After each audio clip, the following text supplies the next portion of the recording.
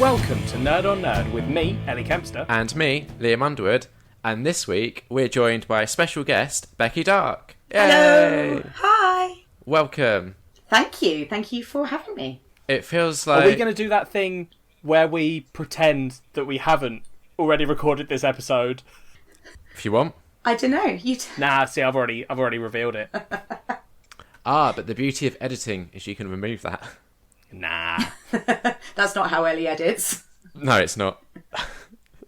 I like people knowing because, you know, then they can, if it all goes, if they're like, oh, this sounds boring, then we can be like, we'd already recorded it, it's fine. Yeah, no, but the thing is, Ellie, we're supposed to be good enough hosts that it doesn't sound boring and everyone is engaged and enjoying themselves still. I think we should just look at the first recording as a beautiful rehearsal. Yeah, yeah, exactly. All right. That was the rehearsal. That was the rehearsal recording. Now we're doing the real thing. That was because I'm such a professional that I demand a rehearsal. Yeah, that was and it's us, definitely not that I just accidentally didn't record any of my audio. Yeah, we would just and that me and Liam kind of didn't have a backup. Sure. Yeah, we never have a backup though. We need to figure out a backup. Yeah, the first recording was just us like getting to know Becky, and now that we've got to know her, now we're best friends. Yeah, now the listeners can kind of like join in. All right, okay. All right, so later on in this episode, we are going to be culture swapping The Omen, which Becky recommended. Hopefully, listeners, you've watched along or something. Obviously, our Twitter has been absolutely dead of any correspondence when it comes to The Omen, pretty much. Besides, I think Kat, but that's fine. I'm sure Liam's that you're all still just watching this film. And once you've listened to us talk about it, I'm sure you'll join in later with your correspondence and your feedback and all that sort of thing. Maybe it just rendered people speechless with its awesomeness. That's entirely possible. They were just like, I can't form sentences around what I've just witnessed. Yeah, so, it was too good to comment on. And then we're going to come along and be like, right, here's 45 minutes of us commenting on it. Yes. You enjoyed the film so much, so here's 45 minutes of us explaining to you what happens in the film that you've seen. Yeah, exactly. I'm sure everyone will love that. But that's going to be later on. First it's time for catching up with Becky and Ellie and Liam. So let's catch up. What's happened in the week since we last spoke? Liam. Ellie, you know how we have laggy. That thing? Yeah, I know. You know how we have that thing where every time we have a guest on, I have to remind you that when you host this bit, or bits where you're going to ask someone a question, you need to say, like, so, catch me up, Ellie, because otherwise... Alright, Ellie, starting from now, in all future occasions when this happens, assume I'm talking to the guest because I don't care what happens with you. Or your opinion on anything. Fair enough. Wow. If I want it, I'll ask for it, Ellie. You're much sassier in this episode than the one we lost. Yeah. I don't know why. What have I been up to? Let me catch you up. I went to Canada. That was great. Ooh. How? Yeah, tell us about that for the first time. I ate a lot of pancakes and bacon, which was great. Together? Yeah. Oh, yeah. Mm-hmm. Yeah. Maple syrup. I enjoy the experience of the North American breakfast with the like salty, sweet, crispy, gooey concoctions. I'm a maple syrup on my bacon girl. I'm into it. Yeah. Okay. Drank a lot of really good beer. There's a good like brewing culture in Canada, so drank some really good beer.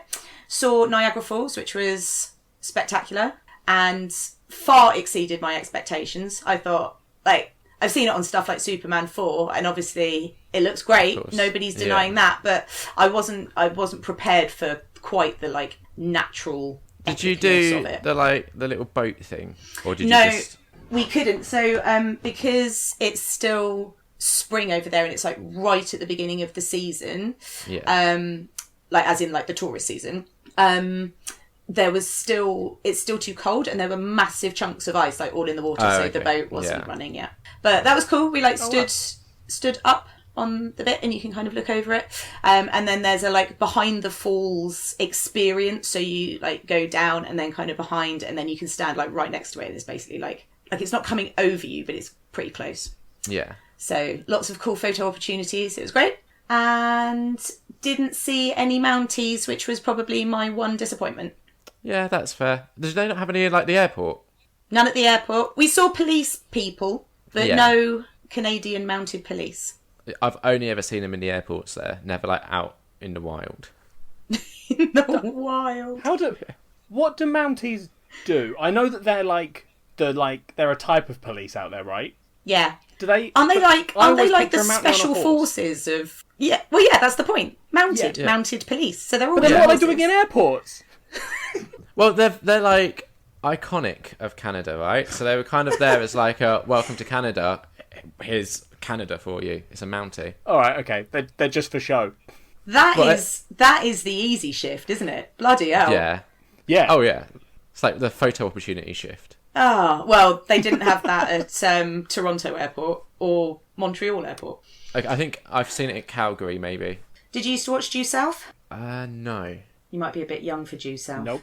So, Paul Haggis, and he's a Mountie who comes down and like joins the NYPD. Oh, okay. It's so good. And he's got a deaf wolf, and his dad is dead, but he comes back as a ghost, and he's played by Leslie Nielsen.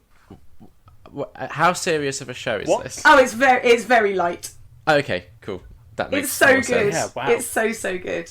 I've just realised we've kind of got ahead of ourselves a bit, right? Because last time we did this whole like introducing Becky as the co-host of a Point Horror podcast, which is literally the entire reason why we got her on to discuss this, and we've just jumped straight into Canada. So I'm okay with that. I love talking about Canada. Don't get me wrong; it's like one of my favourite places. But I feel like we need to just a couple of steps back. Point Horror. Let's talk about Point Horror. Yeah, I mean, speaking of like North American things, it's a natural. Very good, Liam. Yeah, hosted. Really great. Yeah. So Becky co-hosts the Don't Point in That Horror at Me podcast, which is fantastic. And if you're listening to this but you haven't listened to that, definitely go listen to that because it's so good. Oh, thank you. Well, it's. I'm gonna do like a bad attempt at describing it, and then you can describe it better. But it's basically you and your friend Jill, and each episode you cover a different Point Horror book. And I think the episodes come out once a month. Yes, correct. Anything? I've missed stuff. So then you've got the Becky's box office. What's it called? Yep, that's right. Yep. And Lip Gloss Jill's nostalgic number ones. God, you're such a super fan. Exactly. But yeah. So okay, time for the ultimate question. This is where it all goes wrong. Why a Point Horror podcast? Well, I had been asked to appear as a guest on Mike Muntz's podcast, The Evolution of Horror. He asked me to go on last Halloween to talk about The Chilling Adventures of Sabrina when that dropped on Netflix. And it was my first exposure to podcasting. And I realised it's quite simple, really. And I had a little think to myself about if I were to create and host a podcast, what would I do it on? And I was sort of trying to think about stuff that like hadn't already been done and stuff that I could talk quite confidently about and really loved and could be quite sort of nostalgic about. And Point Horrors sprung to mind. So I spoke to Jill, who's my best mate, who is a bit younger than me, but was like old enough at the time to read Point Horrors, and luckily she remembered them as fondly as I did. And the rest, as they say, is history. And you're now 4 or 5 episodes in? 5 done, and we record episode 6 day after tomorrow. Nice. Yeah. Okay. Did you finish the book in time for episode 6? I haven't started it yet, but it's going to be fine. And weird observation with this one, Spring Break by Barbara Steiner. It's a little... I think what they've done is they've made the font bigger to like pad it out to make it a similar size to the rest of them. Because when I first opened it, I was like, that looks big. And then I compared it to a couple of the other ones, and they definitely have. So I think I'm going to absolutely whiz through it because I think it's only technically about 25 pages long. Yeah, fair enough. So on our last episode of Nerd on Nerd, Ellie described point horror books in a certain way. Yes, she did. I regret saying that point horror books are for babies. I think you said they were just one step above picture books, Ellie. I may have said words to that sort of general gist.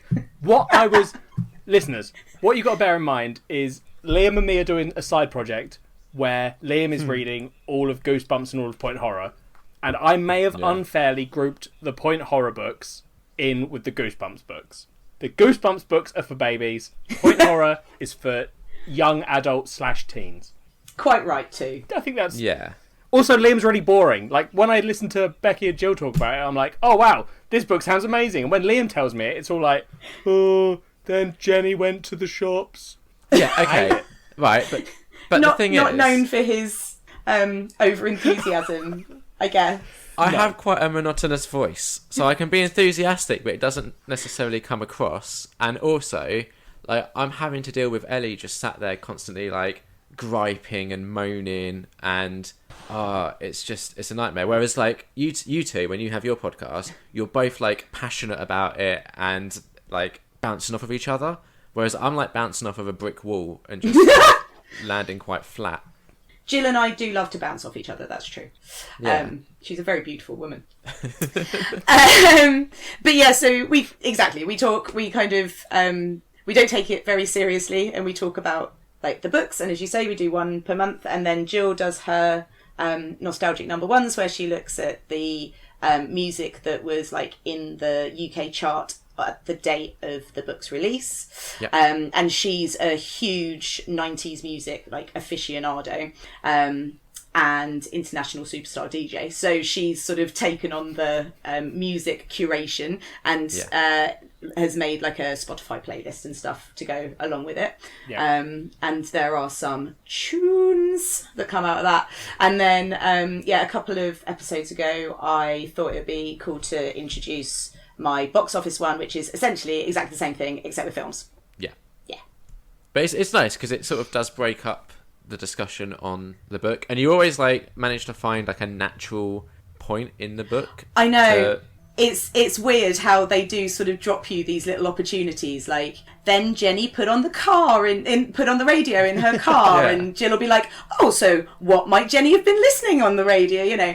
Or they'll talk about, like, renting a video or going to the cinema or whatever, which is my little chance to kind of slide in. So I guess with it being teenagers and films and music, it's quite regular that it comes up, which is good. I don't think we've ever had one yet where we've had to just be like, okay, well, if I don't do it now, I'm not going to be able to do it, so you know. But I'm sure that's probably coming. Yeah, like the killer's about to stab them.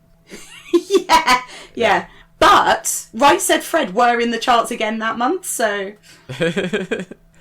I recently finished reading The Boyfriend, which I'm very excited to hear you cover that, because it was interesting.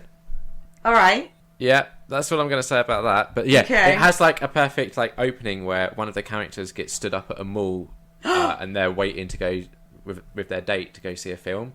So just little moments like that where it's just like, that is nice so little perfect. segues. Exactly. That's ticking the old bingo squares as well. Jill created a Point Horror bingo, which is full of things. Yeah.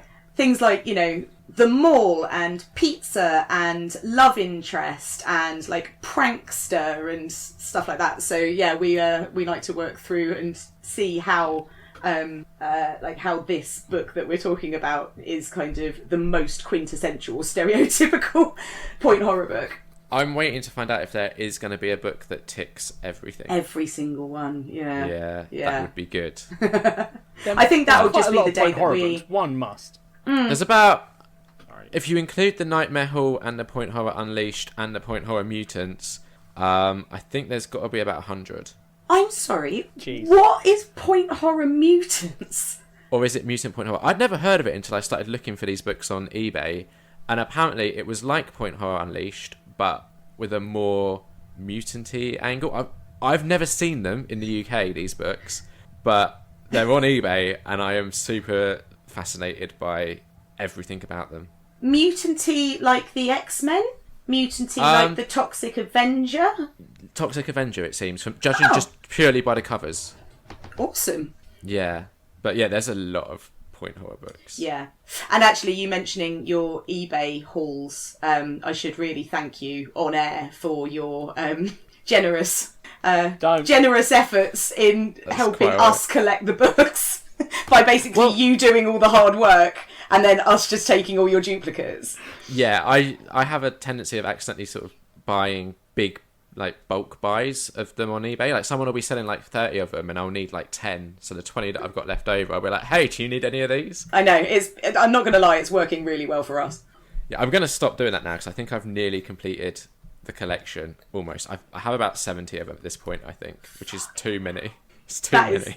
That is a lot. Yeah. Yeah, I'm not sure what we're up to, but it's nowhere near that. I mean, I don't know if you can see, but that's my point horror shelf with some goosebumps in front. Bloody hell! Yeah, that's a pile. Yeah, it's yeah. And I'm taking like a very brief little break, but I'll discuss that later from reading the point horror and goosebumps. At the moment, yeah. I'm doing like an actual like grown up book. Oh. Yeah, it's crazy. I don't know what's going on. There's not been like a ridiculous cliffhanger chapter ending in any of this book so far, and I'm 6 chapters in. I don't know what to do. It doesn't sound good. I think you should stop now. Yeah, I need to go back. I think I've got Funhouse to read next for point horror, probably. Funhouse was one of our faves, actually. It's good. Okay, I've got high hopes for it then. Yeah, it's good. I was nervous that there was going to be a lot of clown-based action, but no clowns at all, so it was fine. There's like a clown on the front cover, which is a little misleading. Yeah. Okay. I've heard a lot about. I don't know if you remember reading this one like way back, but there's one called Camp Fear that every time I talk about point horror on Twitter, people are like, oh, I remember reading Camp Fear and it was really good. It's one of the ones that I never read, but I was always like, I'm going to read that one next, and then a new one would come out and I'd get that one instead. But yeah, it's definitely one of the classics. Is that R.L. Stein? Don't think it is. I think it's... I want to say, like, for some reason I got Carol Ellis in my head, but that could just be wishful thinking because I really enjoyed My Secret Admirer. Yeah, I really like Carol Ellis. She's great. Yeah. Shout out to Peaches, obviously. Best character so far in a point horror book. Oh, she's the true hero of My Secret Admirer and got a lot of stick, bless her. Oh, far too much. Yeah, that poor dog. Yeah. I think Carol Ellis hated Peaches almost as much as R.L. Stein just hates all animals. Because there is a trend in Goosebump books where R.L. Stein is like, they have a dog. The dog is now dead. Oh! Yeah. Yeah, first ever Goosebumps book. Welcome to Dead House. He just kills the dog. Spoilers. Oh, spoilers. Spoilers for this book that came out in like 1990. That would definitely tick off the old Pet in Peril bingo square as well. Yes, it would. Have you noticed, like, reading these books now? I know it's a thing that you've mentioned, like, now and again on the podcast, but have you noticed how there's certain elements that wouldn't quite fly if they were being written in modern times? Yeah. We've noticed a couple of those elements.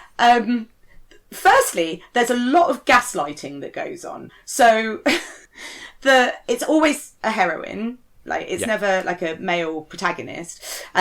And I think in every single one that we've done an episode on so far, there'll be at least one point of the book, but it actually quite often is like a thread running through it, that they will be claiming that they have seen something, or that something has happened, or that this person is acting strangely, and literally everybody else around them will just be like, nah, you're imagining it.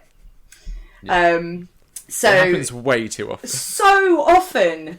And it's like, it's so frustrating as a reader because you're like, right, I've read them witnessing this thing, and now I've read them telling people that they've witnessed this thing, and I'm reading these people being like, nah, I don't believe you. Yeah, that's so true, actually. I hadn't thought about it in the way of like, well, we witness it, so it's almost like they're doubting us as well. I think that's why I found it so frustrating. Yeah. There's got to be one, right, where the whole book, like, I feel like somewhere in the middle of the whole series there needs to be a book where you get the exact opposite, where people are like gaslighting them, you guys are reading it being like, this is ridiculous, I've seen it all, and then at the end they're just like, yep, maybe not. Yeah. Like a real like unreliable narrator type story. Yeah. To be honest, I feel if that wasn't April Fool, it's probably not going to happen. Yeah, that's... So, there is one called Amnesia. Yeah, there is. So like maybe, if it's not that one, I don't know. Which of the books do you like most vividly remember reading when you were younger? So there's a couple. So The Cheerleader and Return of the Vampire. So we did Cheerleader, I think was our second episode, which was one of my just absolute faves as a kid. And yeah, did it hold up? Yes, yeah, it did actually. Cool. I really liked it. And we've got Return of the Vampire, which is the sequel. And there is a third one, which I wasn't aware of when I was a kid, because if I was, I would have snapped that right up. Yeah. It's possible it was maybe released like a little bit later, like after maybe I'd finished, like I'd stopped reading them. I don't know. Anyway, yeah. So I haven't read that, so I'm looking forward to that one. And then which one's that? It's called. I'm sure it's also got vampire in the title. Okay, I'm trying to remember which one's like the vampire Shadow of the Vampire or something like that, I think. Okay. Or I could be completely 100% in the wrong ballpark, but it's all right. No one's going to fact check you. It's fine. No. I don't know. You know what the internet's like. Yeah, we don't have that many listeners. Oh. No. Okay, good. I'm going to say whatever the fuck then. Yeah. Pressure's off. And yeah, the other ones that really I remember are Halloween Night and Halloween Night 2. Which were R.L. Stein. Yeah, and there's a bit in Halloween Night with like a pumpkin that properly shat me up as like a 13-year-old reading it, like proper, too scared to sort of turn the lights off, freaked out. Okay. So I'm really looking forward to rereading that one, and we're going to double bill Halloween Night and Halloween Night 2 in October for very obvious reasons.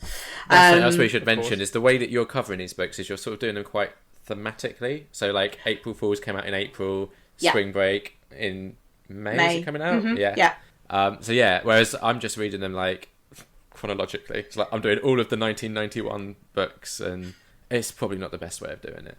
Liam can't look at a list without doing it chronologically. Liam is fundamental. Like honestly, fucking love a list. Try and get him to do something out of order. I think the first year of this podcast, there was a running thing where I kept threatening. Because we do like on your birthday, you're allowed to give the other person whatever you want for culture. Oh, nice. And I just threatened to do like film 2 of something, and Liam hates it. That's Liam's nightmare. It really is. Me being like, you have to only do film 2. You can't do film 1. That is hilarious. Would not like that. No. On this video call, you look genuinely uncomfortable. Like just the thought of it is just like. No, that's horrible. Do you, when you're adjusting the volume on your TV, do you have to have it on like an even number or a 0 or a 5 number? Have you got any? It's got to be either 0, 2, or 5. Mm-hmm. Okay. Yeah. Yeah, mine has to be 0 or 5. But if it's not 0 or 5, it has to be even. Oh, okay. Ellie? Yeah. I can imagine Ellie just doesn't care. Of course she doesn't. Look at her. Yeah. Oh. I do whatever. 0 fucks given. Sometimes I turn it all the way up, and then leave the room.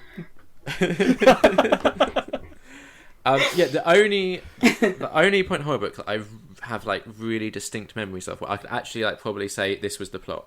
Most of them, not a clue what the plot is. Like I read so many of them, can't recall any of them. But the Forbidden Game series. Especially the first one, and I remember the actual plot to that. Bloody hell! Because I don't think even with The Cheerleader, which I reread, that that was one of the ones when I was younger that I read more than once, and even with that, like I remembered a couple of the real sort of big points, but I wouldn't have been able to sit down beforehand and like tell you the plot, and that one I was quite familiar with. So most of them, even ones that I read, are. Like, they really are a surprise. And I'm like, oh, this is nonsense. Yeah. I think we might have discussed this in one of our previous recordings, Ellie, but I felt like with Goosebumps, one, they're a lot shorter, but two, they're more, like, based around, like, an idea. So you kind of remember what a Goosebumps book is about. 'Cause you're like, oh, it'll be about the one where it's the monster blood that expands, or it's about the creepy talking dummy. So, like, you remember, like, the big things, whereas with Point Horror, it's so far in reading them, they've mostly been, like, whodunits. And it's really hard to like actually remember those sort of like stories, because it is essentially there is someone terrorising someone else. Who is it? Yeah, basically. Also, also like the from what you tell me, because again I haven't read any of them. Like from what you tell me, it almost seems like the reveal is also almost like a minor part of the book. Like it happens right at the end, and it's like you find out who it is, and then it gets resolved quite quickly usually. Yeah. It's nearly always So, like the second from last chapter, and then the last chapter is just wrapping everything up. Yeah. So it's almost like not, even though it is a big plot point, I can see why that wouldn't be the thing that sticks in your mind. Whereas, you know, other parts maybe you're like, oh yeah, I remember that, because it's such a weird, like especially when they do something that's just mind blowing. Yeah. Well, I think that's why I remember the Forbidden Game, because that is it's another one where it's like a concept. It's about these kids that buy a board game and they have to draw little like avatars of themselves essentially that they use to play this board game, which is like a paper house they have to build, and then they have to also draw what their nightmares are, and then somehow they get sucked into the game and they have to go around this house like confronting their nightmares. It's called Jumanji. That's not quite Jumanji. That sounds fucking brilliant. It's really It good. also sounds really creepy. Oh yeah, it is. Yeah. It's really good. Because I think what we're going to do with Forbidden Game is start, because like I think at the end of this year we'll do a little break. Yeah. So we'll have done like 12 episodes, which will actually be more than 12 books because we might do a couple of double bills. Yeah. And then I think we'll have a little break, and then I think when we come back with season 2, we will start with Forbidden Game 1, 2, 3. Oh, are you going to do all three in one episode, or No, I doubt it. okay? I don't think we could do 3 books. I mean, if we do one book, our episodes are like 2.5 hours long. So Yeah. yeah, unless somebody's willing to plug in for like a 24-hour just marathon. Yeah, that's fair. Yeah, that's. I mean, even just recording that would be a challenge. Yeah. Yeah, fair enough. Okay, I feel like we've sufficiently talked about point horror. Unless there's anything else about point horror you want to discuss. It's literally, this is all Liam wanted from this episode. Like, that's Liam done now. He's just like, yeah, cool, I can just episode's done. tune out. I spoke about point horror. Yeah, hand over to Ellie now. You can host the rest. Great. No, Liam. Okay, cool. All right. Ellie, what have you been up to? I don't remember. Yeah, what? But just talk about what you've been up to in the last week then. Like, since we last recorded, what have you been up to? Oh, loads of stuff. All that stuff. So you cleaned Sheldon's cage. Keldon. I cleaned out my lizard Keldon. Yeah, so his cage is now nice and sparkly, right? Spotless. Yeah. Totally spotless. You edited the Captain Marvel episode that you said you were going to do. 100% edited So that. that was your weekend All done. I didn't do it, the Captain Marvel one. And that reason is... Cool, looking forward to this. Or the cage? I did. Or I you did. I've actually not do the fully cage? cleaned his cage, but I've cleaned out the stuff that I was ashamed of. Okay. So, All It's right. not good. There shouldn't be stuff that you're ashamed well, he of was in your quite. lizard's He was cage. quite dirty. Like, not him. Some of the areas of his cage were a little bit. I don't want to. I'm gonna get like. I'm making this sound worse than it is. It's fine. Liam and I have both. You showed us Sheldon He is alive and earlier. well. He looked. Yeah. He looked very healthy. He looked alive. He is alive. No. What did I do this weekend? I did. I was out. What was I doing? There was a reason that I didn't edit the Captain Marvel special, and I can't remember what it was. I definitely did something this weekend. Farmer's market. No. Oh, I can't picture Ellie at a farmer's We market. did one farmer's market once where I went to visit. I went to visit Kat and Liam, and 2 of our other uni friends were like, "Oh, let's go to a farmer's market." And it was me as the lonely 5th wheel with 2 couples wandering around a farmer's market. There is nothing more depressing No. than being the 5th wheel while your That's- couple friends are like, "Look at this jam." That was just a farm. Oh, shop it's that we similar. I imagine a farmer's market's just a farm shop, but with more stalls. But it's just outside. So much worse. You're right, though. That is literally the most depressing thing I've ever Yeah, heard. it was So super depressing. I'm sorry I brought it up. It's like, it's just a little part of Ellie's life. Yeah, I haven't done much. I went and had a breakfast. That was it. At a shop. What? Had a breakfast. At A shop. restaurant. I'm struggling. My brain hurts. Alright, okay.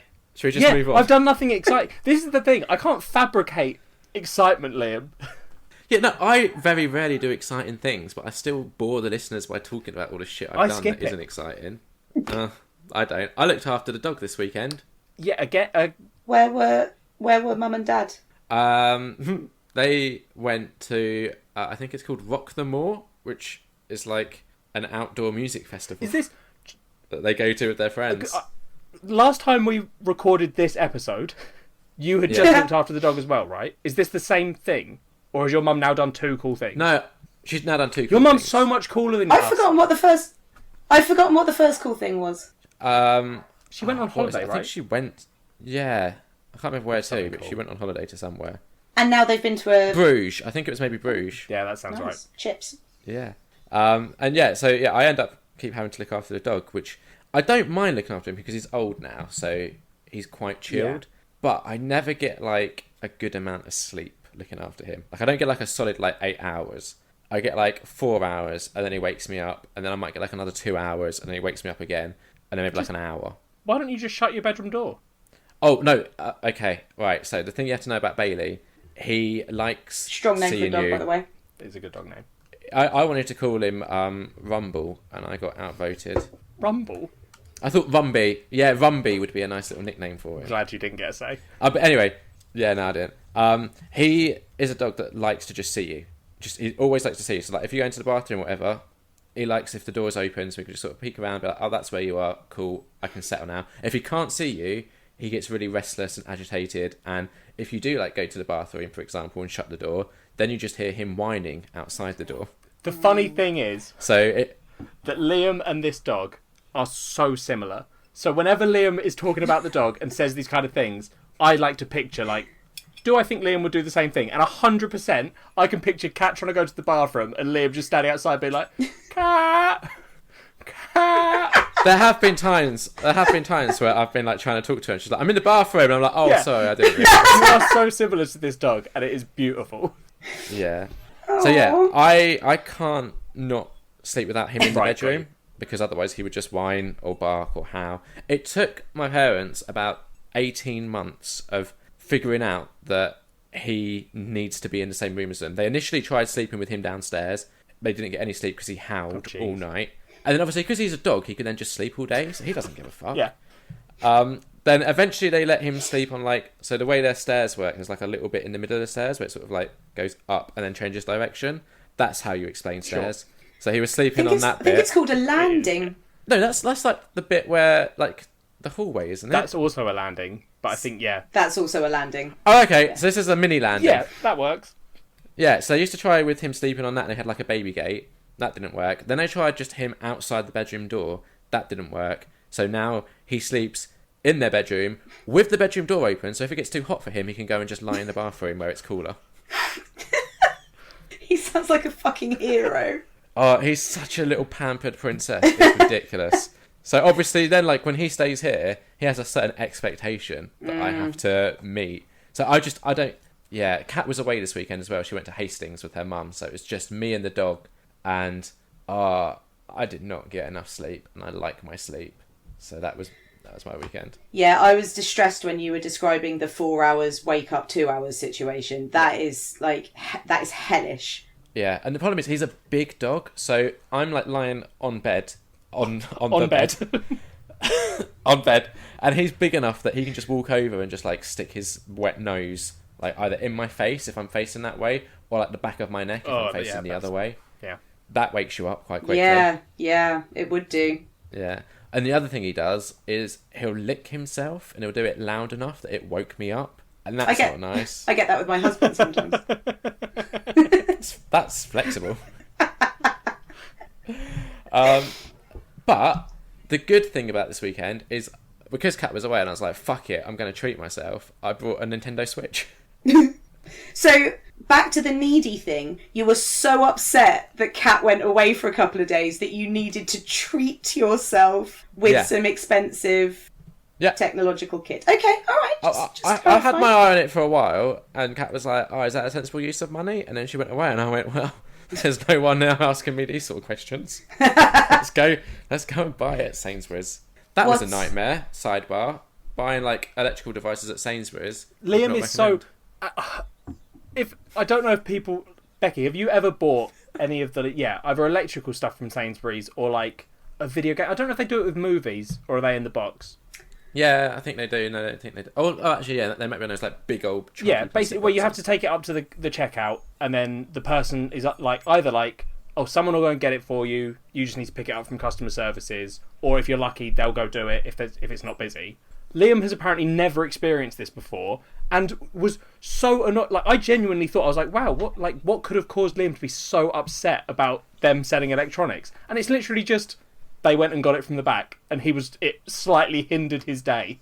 Where I used to live, the local Tesco's had an electrical counter. So if you had to buy an electronic thing, you just go there and they just sorted it out very quickly. Here, I'm not joking, from the moment I picked it up off the shelf to the moment I walked out of the shop with it, 40 minutes That is a long time. That is actually genuinely really bad. That is ridiculous. Yeah, so hence why I was livid. That's fair enough. I'll allow it. 40 minutes is allowed to be livid, I reckon. Yeah, and that was like, so I'd already done my shopping first. I was like, oh, this won't take long. So already done my shopping, and then like literally all I did was pick it up, take it to a checkout, 40 minutes. That is insane. What were they doing? Yeah, the guy in front of me at the checkout was just taking ages, absolutely ages. The guy serving him was having a right old natter, and then he got to me, and it's just like, oh, I need to call someone over. So I didn't even get to have a chat. I was like, oh, this will be good. I can practice my small talk because it's something I need to get better at for work. I'm not good at it. Didn't get to What's practice your it. job? I'm a project manager. Oh. Yeah, it's a lot of talking to people, and like it's a lot of like at the moment I try and log on to a meeting like a couple of minutes before it starts, and if other people do the same, then it's expected that you do a bit of small talk. And once I'm like blown through the weather, I don't know what else to do. It's really bad. You should tell them your buying experience of a Wii at Sainsbury story.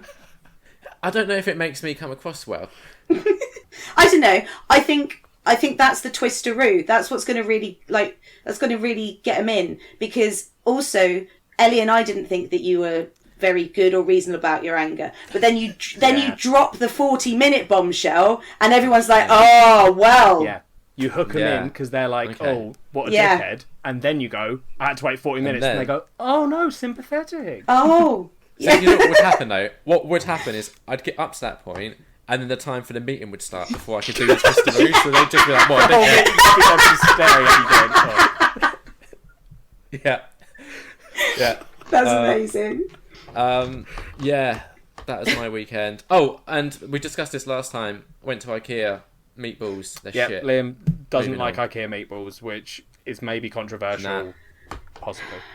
Well, no, okay. I mean, it's not controversial with me. I've never had an IKEA meatball, so I can't put any sort of worthwhile contribution into this discussion at all, I'm afraid. Have you ever had a meatball that you were like, oh, that was awesome? No. We sometimes make like meatballs with chorizo, and it's good, but I'm never like, oh, what a wonderful meatball that was. To be fair, I find them texturally challenging. Yeah, so bolognese, because they're essentially like, say you have like spaghetti and meatballs, it's essentially like bolognese, except the meat, which is usually sprinkled evenly throughout the sauce, has just been smushed into like these little rock-like balls. Yeah. And so what I tend to do whenever I get meatballs is immediately cut them up and turn them into mince. So it's completely pointless. It's just making more work for you before you can actually start eating. Yeah, exactly. Yeah. Which I disagree with. That's fair. Yeah, no, I 100% support that. Yeah. If Kat would cut up my dinner for me, I wouldn't say no, but she refuses. Fucking hell.